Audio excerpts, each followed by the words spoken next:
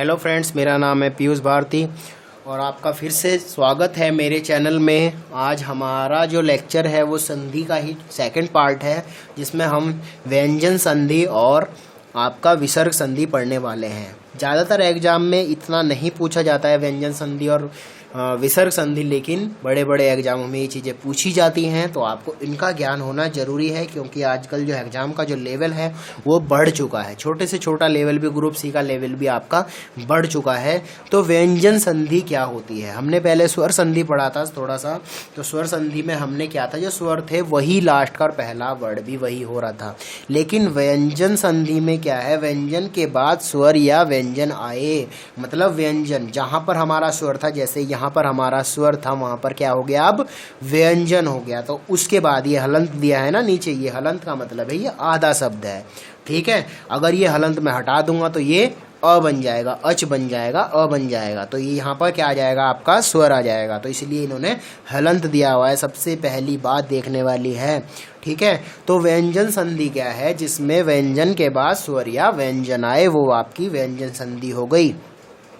अब सबसे पहले जो व्यंजन संधि के जो नियम होते हैं, वर्ग के पहले वर्ण का तीसरे वर्ण में परिवर्तन हो जाएगा, मतलब जो पहला वर्ण है वो तीसरे में परिवर्तित हो जाएगा। कैसे? क, च, ट, प, त किस में परिवर्तित होंगे? ग, ज, ड, ब, द में। कैसे?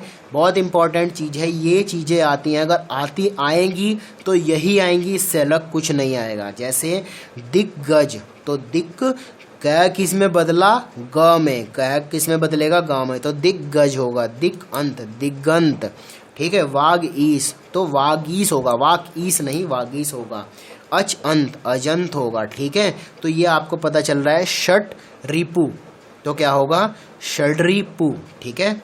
भग, भगत, भजन, भगत भजन। त के बाद क्या आएगा? त में क्या आएगा? द आएगा, भगत भजन। तो इस तरीके से आपका जैसे उत्भोग, तो उद्योग होगा, उद्योग होगा, ठीक है, उद्योग होगा, सही है। तो इससे हमारा ये पहला नियम क्या है कि जो पहला जो वर्ण है वो किस में बदल जाएगा? आपके तीसरे वर्ण में बदल जाएगा, ठीक है, तीसरे वर्ग में बदल जाएगा। वर्ग का पहला वर्ण पांचवें वर्ग में बदल जाएगा। कैसे? क, च, ट, प किस में बदल जाएगा?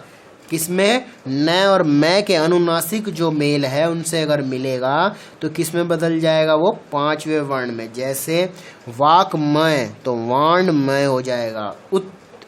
उत्मत, तो उन्मत, ठीक है। तो वो किस में बदल जाएगा? आपका पांचवें में बदल जाएगा।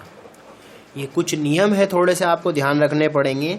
काफ़ी जो इम्पोर्टेंट चीज़ें मैं वो आपको बता दूंगा। जैसे छ संबंधी नियम है, तो जो छ हो जाएगा, जैसे स्वच्छंद होगा तो आधा च आ जाएगा वहाँ पे। परिच्छेद होगा, देखो परि प्लस छेद, तो आपको दिख भी रहा है, आपको नॉर्मली पता भी चल जाएगा, आपको पढ़ने से परिच्छेद होगा, ठीक है। त संबंधी नियम क्या होता है? त के बाद ल हो, तो ये बहुत इंपॉर्टेंट है, ये पूरी चीज इंपॉर्टेंट है। त के बाद ल हो तो वो त जो है वो त भी आपका ल में बदल जाएगा। जैसे उत्लास, तो उल्लास हो जाएगा। तत्लीन, वो तल्लीन हो जाएगा। बहुत इंपॉर्टेंट चीज है ये। त के बाद ज आए तो वो त भी आपका ज में बदल जाएगा। बहुत ज़्यादातर चीज़ें क्या हैं कि अगर त के बाद जो भी चीज़ आएगी वो उसी में चेंज हो जाएगा। जैसे सतजन, तो सज्जन हो गया। उच्चारण, तो उच्चारण हो गया। कोई भी चीज़ आ रही है। जगत जननी, तो जग जननी, ठीक है। तो वो उसी में बदल जा रहा है जो इसका यहाँ पर जो वर्ण है, ठीक है। जैसे त के बाद ट या ड आए तो ट का ड हो जाता है। व्रत टीला, तो व्रत टीला, ठीक है। त का भी ट हो गया। उसी तरीके से मैं वही बोल रहा हूँ। त के बाद स आए तो वही क्या हो गया, यहाँ पर थोड़ा चेंज है। उच्छ्वास, तो उच्च श्वास हो गया, ठीक है। ये थोड़ा सा अलग डिफरेंट है। त के बाद द आए तो त के स्थान पर द हो जाता है, वही है। उत्हीन, तो द आ गया, उद्दीन हो गया। तो आपका कोई भी मतलब कोई डिफरेंट नहीं है। ये दो चीज़ें थोड़ी सी डिफरेंट है। त के बाद ह आए और त के बाद अगर स आए, बाकी सब चीज़ें वही हैं कि अगर तय के बाद कोई भी आपका व्यंजन आता है या स्वर आता है, व्यंजन आता है, तो उस व्यंजन में ही हम उसे बदल देते हैं। जैसे सतजन तो सज्जन हो गया, उच्चारण उच्चारण हो गया सगत, या फिर उत्लास तो लय में बदल गया। तो वही चीज़ें हैं यहाँ पर, बहुत इंपॉर्टेंट चीज़ है, पूरी चीज़ बहुत इंपॉर्टेंट है व्यंजन के मामले में।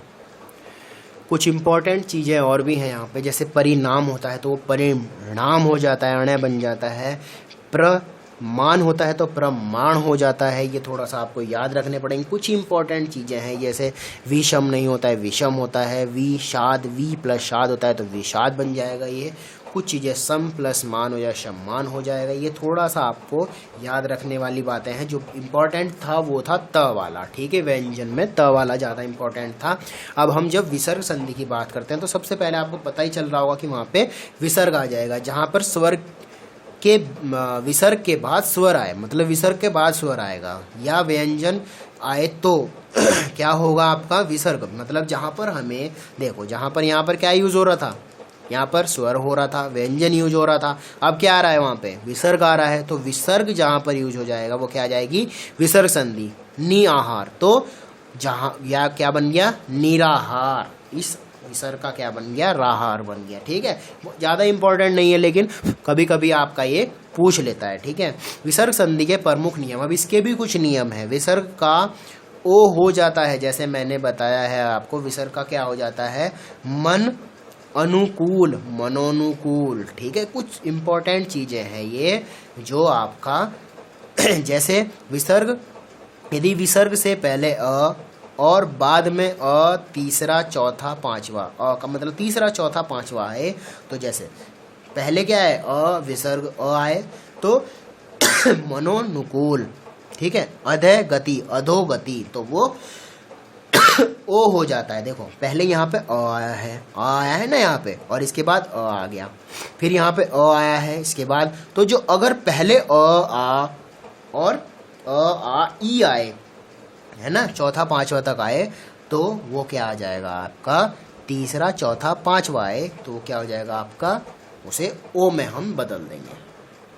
लेकिन इसमें कुछ अपवाद भी है, जैसे पुनः मुद्रण हो गया तो पुनर्मुद्रण हो गया। ये कुछ अपवाद भी हैं। पुनः जन्म हो गया तो इसे हम पुनर्जन्म, ओ नहीं, मात्रा ओ नहीं लगा रहे हैं यहाँ पे।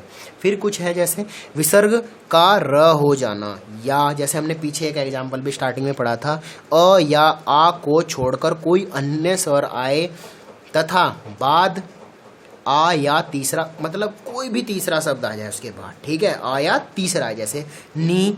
अब आ नहीं है यहाँ पे, छोटी की मात्रा, देखो सब में छोटी की मात्रा बड़ी की मात्रा ये है। अब यहाँ पर या तो आए, निराशा हो गया। ठीक है, फिर या फिर कौन सा, तीसरा चौथा पांचवा, तीसरा ध, त थ द ध चौथा शब्द है तो निर्धन हो गया। प फ ब तीसरा हो गया, निर्बल हो गया। च छ ज तीसरा हो गया, निर्जन हो गया।